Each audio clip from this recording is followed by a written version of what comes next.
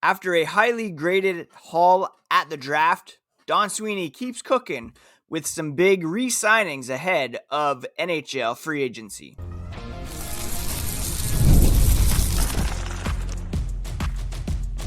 You're Locked On Bruins, your daily podcast on the Boston Bruins, part of the Locked On Podcast Network, your team every day. What is up, Bruins fans, and welcome back to the Locked On Boston Bruins podcast. I'm your host, Ian McLaren, and this is a daily show where we discuss all things Spoked B. Thank you so much for making Locked On Bruins your first listen every day. It's part of the Locked On Podcast Network, your team every day, and today's episode is brought to you by FanDuel. Right now, new FanDuel customers can get $150 in bonus bets if your first $5 bet wins. We have so much to talk about today. After a very successful draft weekend for the Boston Bruins, where they landed James Higgins at number 7, Don Sweeney got to work making some key signings for the upcoming season, including a 6-year deal for Morgan Geekie that we'll break down, as well as the signings of Henri Jokiharju, Michael DiPietro, and some other of the Bruins' own free agents. And then we'll discuss what they still need heading into free agency, which begins tomorrow. Before we get into all that, a quick reminder, you can find the podcast on social media at Locked NHL Bruins. And you can find me, my hockey thoughts and dad jokes at Ian C. McLaren. That's on X, Blue Sky, Instagram, Threads, even TikTok these days. I am a lifelong Boston Bruins fan, and I've been covering this team for various outlets for 20 years or so now. So the big news dropped on Sunday night, and it was first reported by Chris Johnston of The Athletic. The Bruins getting one of their big internal free agents signed, that being Morgan Geekie, who signed a 6-year contract extension worth $5.5 million per season, locking the 26-year-old up through 2030-31. A home run deal for the Bruins and for Geekie, who took a massive leap forward in 2024-25. 77 games played, 33 goals, 24 assists, and 57 total points. This was a guy who a couple years ago was just allowed to walk by the Seattle Kraken, who did not give him a qualifying offer. And he has come into the Bruins and elevated his game to a level that the Bruins kind of saw in his profile as a member of Seattle Kraken. He was not given very many minutes with the Kraken, but his scoring rate was still pretty high, per 60. And the Bruins believed that his per 60 scoring rate would maintain or even grow given a bigger role with the Boston Bruins. Last season did not start off great for him. He was not scoring early. He was benched often by then head coach Jim Montgomery, famously, of course, responding to posts on X about his lack of production. But then he came out, was put on the top line with David Pastrnak and Pavel Zacha at the time, and he just crushed it. Led the Bruins in even strength goals with 29, second overall in team scoring, trailing only David Pastrnak. Of his 57 points, I believe only 9 came on the man advantage. If you can show that you can score and produce 5-on-5 where the majority of the game is played, then you deserve that kind of commitment. Now, I'm glad that it was only $5.5 million per season. There are a couple question marks, namely whether or not he can sustain this production and the fact that his shooting percentage was a bit elevated, but he had some grade A scoring chances throughout the season. He was benefiting from the playmaking of David Pastrnak. And late in the season, we really saw the line of Geekie, Pastrnak, and Elias Lindholm down the middle click. So if that trio can maintain itself to begin the season, the Bruins have a legit top line that should be able to both produce and defend with some two-way responsibility to that line as well. Geekie just elevated his game last season, and what struck me was the fact that his new AAV matches what Jake DeBrusk signed for with the Vancouver Canucks last season. He's a couple years younger, and he also outproduced DeBrusk last season, who only had like 28 goals and 48 points, I think. So the Bruins, in hindsight, were able to replace DeBrusk with Geekie, now paying him the same rate, and he's younger and perhaps even more dangerous offensively. They needed someone to step up, and he delivered. Whether it was flanking David Pastrnak or, trying to step up in the middle six, he delivered. And he showed improved shooting, physicality, on-ice awareness, and he was more than just a complimentary player. He became a bit of a driver for this team. Now, this deal brings cost certainty through Geekie's prime years. He'll be 26 to 32 during this contract window. And most importantly, they were able to get a deal done quickly, avoiding the offseason distractions that we saw last summer with Jeremy Swayman, avoiding arbitration where things can get pretty testy, to get him locked up on the heels of a great draft. Like, Don Sweeney's stock is kind of rising among Bruins fans right now. People are very happy with the way this weekend has shaped up.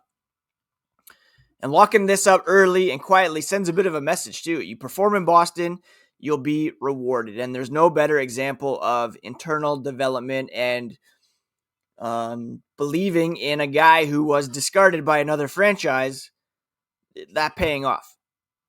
And keep in mind, with the salary cap jumping, a $5.5 million deal for a guy who is a 30-plus goal scorer, that may look like a bargain in 2 years. We might see some regression, but even if he, say, only hits 25, 30 goals, still a bargain at the NHL level in today's NHL. So great work for Don Sweeney and co. getting him signed for 6 years, $5.5 million per season through his prime years. Hopefully he continues to produce like he did this past season. And if the Bruins are able to add some scoring depth, that could make things easier for him, as well as the defensive focus won't just be on this one line. We'll discuss who they might target in free agency later on in the podcast, but coming up, it wasn't just Geekie who got inked. Don Sweeney used Monday morning here to extend and retain several key pieces of the puzzle. Let's get into the depth signings and what they mean for the Bruins' depth chart and cap situation here as the podcast continues.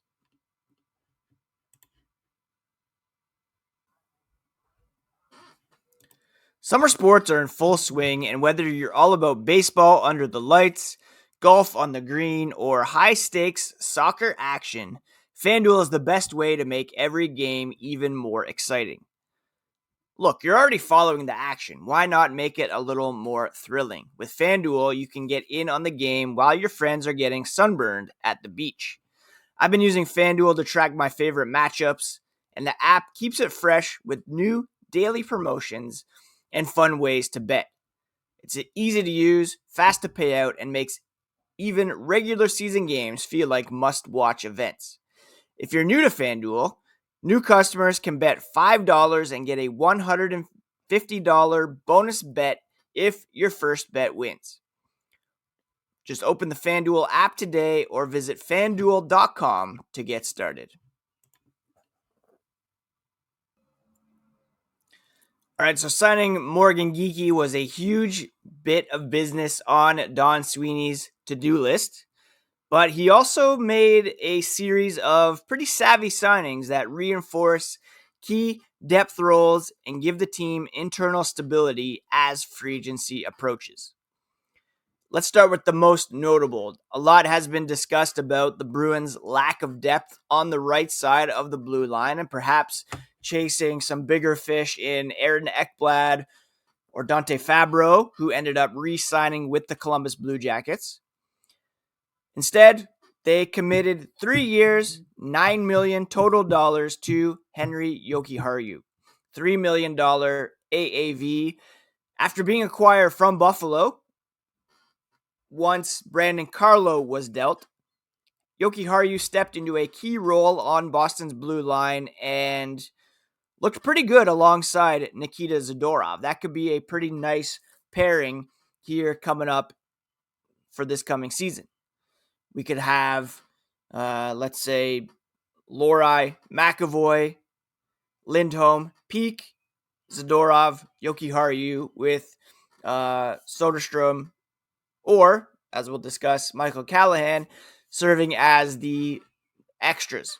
But for Jokiharju, he played 18 games with Boston, logged over 20 minutes, solid in transition. He's got a good first pass, responsible in his own zone, and he brings a bit more youth to the table. He's only 25 years old, and he is a solid and kind of budget replacement for Brandon Carlo. Actually, he's 26. He just turned 26 a couple of weeks ago. Jokiharju, I've always been impressed with his game. I've had him in a couple fantasy leagues along the way. He does have some more offensive upside, I believe, and could very well be a pretty nice value signing for Don Sweeney and the Boston Bruins. In total last season, he had 60 games played, 10 points. His career high is 20 in 74 games with the Sabres in 2023-24. So he has also had some power play exposure in the past, a lot of penalty killing. So he could be, that nice Brandon Carlo replacement, younger and cheaper and more flexibility with a bit more puck movement and better puck movement from the 26-year-old. So nice signing there and really stabilizes the Bruins defense here with some question marks heading into next season had he not resigned or had the Bruins not been able to find a good replacement on the open market.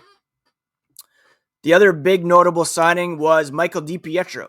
He signed 2 years, $812,000 AAV, which is massive for a guy who was named the AHL Goalie of the Year and was a first-team AHL All-Star last season.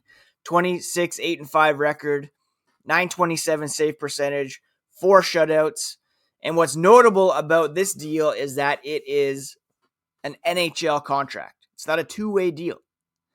And there were reports out there that he was garnering quite a bit of attention from other teams around the NHL looking to shore up their goaltending with a guy who's proven at the AHL level at least. Now, what would tempt him to re-sign in Boston? Does he? And it's a NHL deal. So as it stands, he's clearly the number 3 goalie on the depth chart and could, should, and wants to push for NHL time. Does this mean the Bruins are now exploring a move for Joonas Korpisalo that will free up some more cap space for tomorrow's free agent frenzy? Are they going to carry 3 goalies on the depth chart? Who's going to play in the AHL with Brandon Bussey also a free agent and he may not come back? There's a lot of questions there still with the goaltending. I would not be surprised if we hear some rumors about a Joonas Korpisalo trade, freeing up some cap space and also making DiPietro the clear backup on that new NHL level deal. So very interesting that he re-upped with Boston after reportedly there were going to be a bunch of teams interested in him tomorrow, and the fact that it's an NHL deal. Who knows what that means for Korpisalo, but might signal a move there for the veteran goaltender. John Beecher was also re-signed. I was a bit surprised. I thought he might not be qualified and allowed to walk, but he has been centering the fourth line, played 78 games last season, penalty killing. He's got a strong face-off presence, good skater, heavy on the forecheck, still just 24 years old. This bridge lets the Bruins evaluate if he can grow into more. 1 year, $900,000 contract for him. Those deals were announced on Monday morning. On Sunday, they announced two other contracts. First, Marat Husnudinov, 2 years, or Husnudinov, I should say, 2 years, $925,000 per season. He's a speedy, smart defensive forward with upside.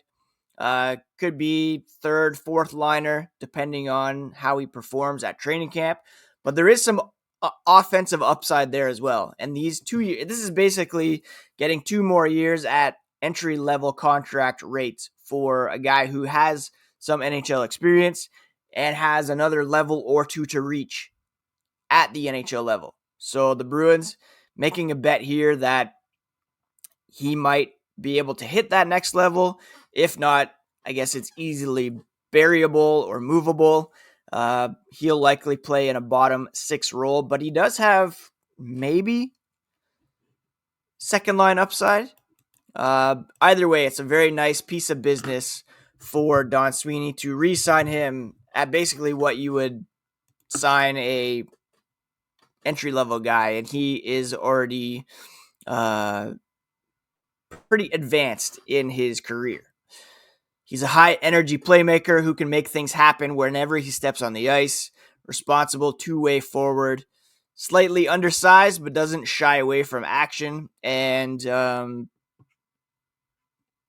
according to Dauber, Husnudinov was acquired by the Bruins on March 6th in the Justin Brazeau trade.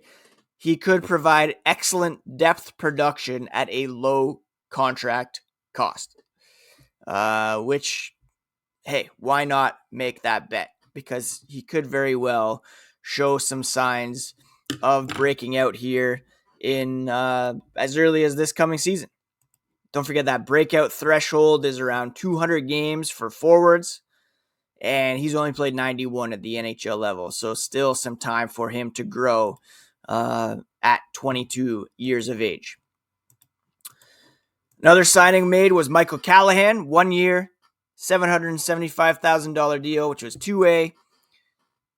He's played very well the AHL. He scored his first career goal with the Bruins last season. Could be a depth option on the back end in the event of injuries, but now on the right side, they've got McAvoy, Peak, Jokiharju, Soderstrom, who were all ahead of Callahan on the depth chart. Who's still unsigned? Well, you have Oliver Wahlstrom, who was grabbed on waivers last year from the New York Islanders. Georgi Merkulov, he's tearing up the AHL, but needs to prove he can keep up at the NHL level. Trevor Kuntar, Daniel Misiul, and Ian Mitchell. All unclear if they will be retained. Jakub Lauko reportedly won't be re-signed. A bit of a surprise given his grit and motor and that he was a Bruins draft pick that was brought back in the Brazeau trade, but likely a cap casualty. Kind of plays a similar role to Beecher and Husnudinov, therefore kind of being the odd man out there. Bussy also unsigned, could be moving on with DiPietro leapfrogging him on the depth chart. So their cap situation heading into tomorrow's free agent frenzy is increasingly clear.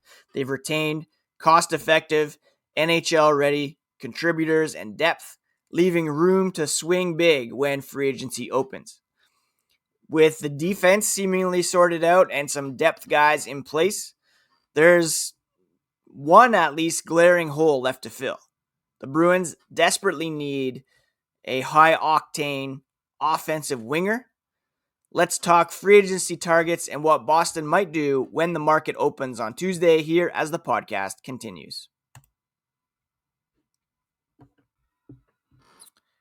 The Bruins have taken care of business internally with some pretty nice contract extensions for Morgan Geekie, Henri Jokiharju, retaining Michael DiPietro, some depth guys like Husnudinov and Beecher.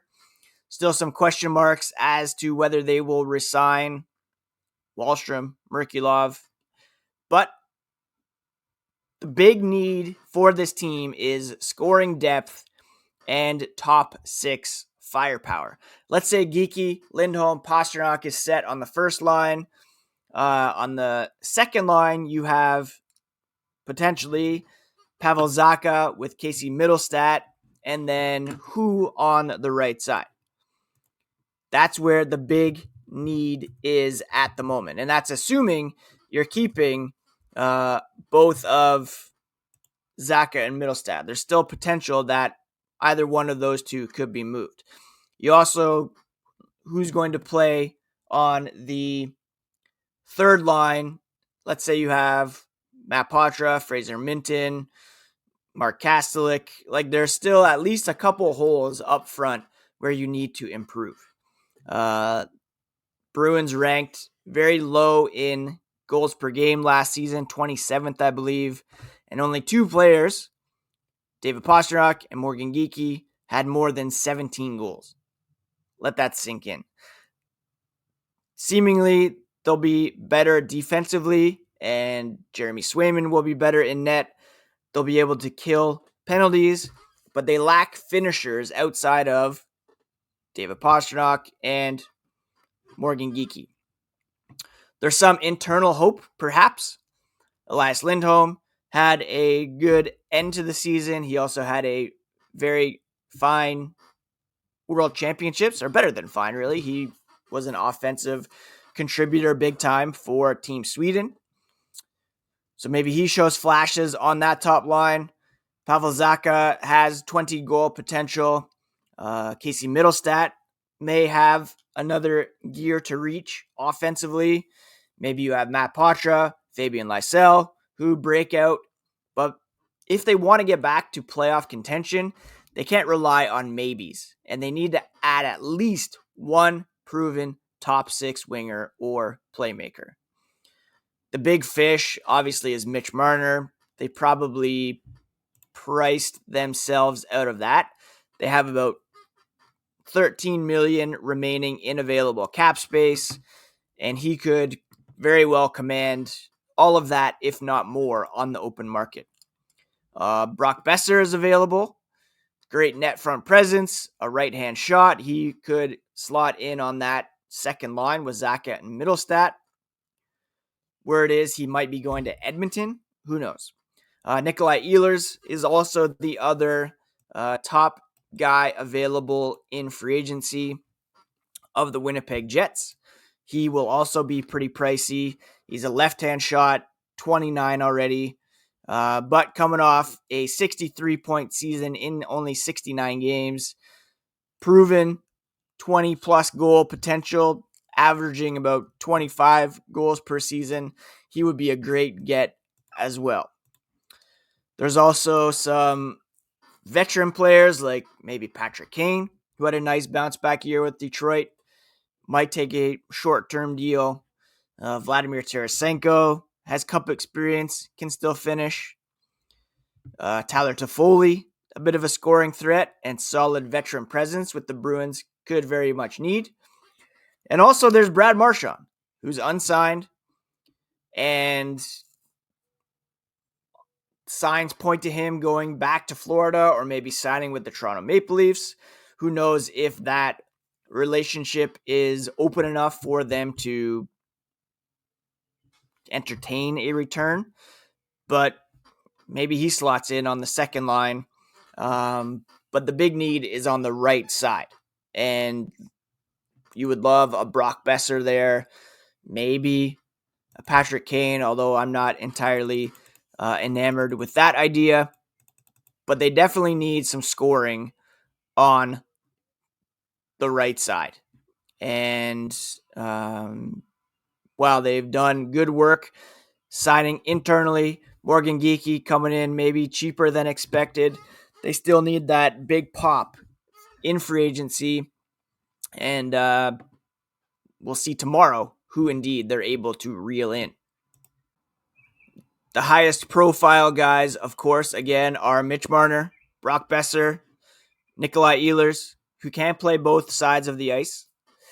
Then you have Patrick Kane, maybe Jonathan Drouin, Andrew Mangiapane, Victor Olofsson, Jeff Skinner, Anthony Beauvillier, Mason Appleton. Those guys aren't going to necessarily move the needle too much offensively, but have some top six upside, especially a guy like Drouin or Mangiapane. We would love to get Brock Boeser, love to get Mitch Marner, Patrick Kane, Brad Marchand. I mean, who knows how the market is going to shake out tomorrow. It could be a pretty silly day.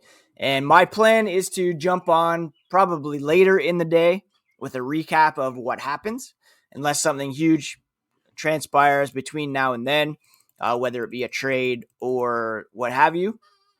That's kind of what the situation is here for the Bruins heading into free agency. They have double-digit millions in projected cap space. They need to sign a top six winger. They can potentially trade Joonas Korpisalo to make more cap space, or a Middlestat or a Zaka, but then you're kind of looking to fill Middlestat or Zaka's spots in the roster.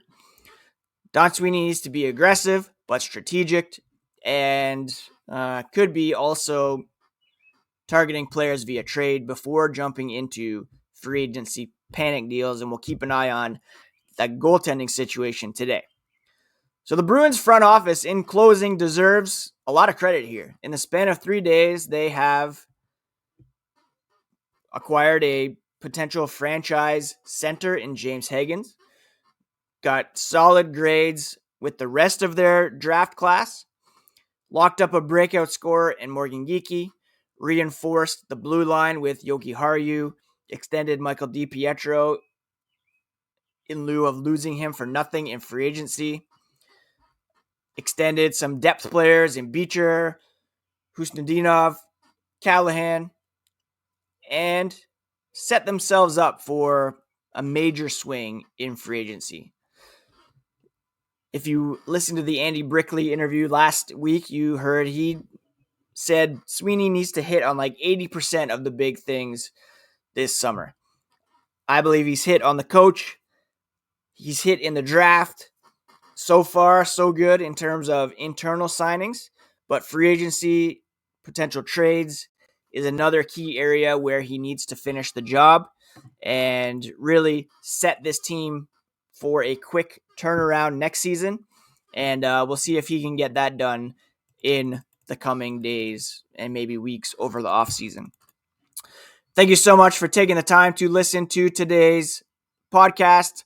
A lot going on with the Bruins, a lot of exciting stuff happening, and I'm excited to see what the Bruins are able to do next. You're going to want to keep it locked to Locked On Boston Bruins here for all the very latest. When there's breaking news, I'll try to drop a short on YouTube. Didn't do that last night with Geekie because I was pretty much already asleep when that happened. But if there's a trade or anything today, then be sure to check out the YouTube channel for all the very latest. And I'll be back tomorrow with likely a recap of what happens tomorrow in free agency. Do check out the Locked On NHL podcast next. You can get all the latest from around the league. No offseason around here. We are keeping it going with full coverage of your favorite team every day because that's what we do here on the Locked On Podcast Network. Please do take care of yourselves, friends. Take care of each other. We'll talk to you again here on the next episode of Locked On Boston Bruins.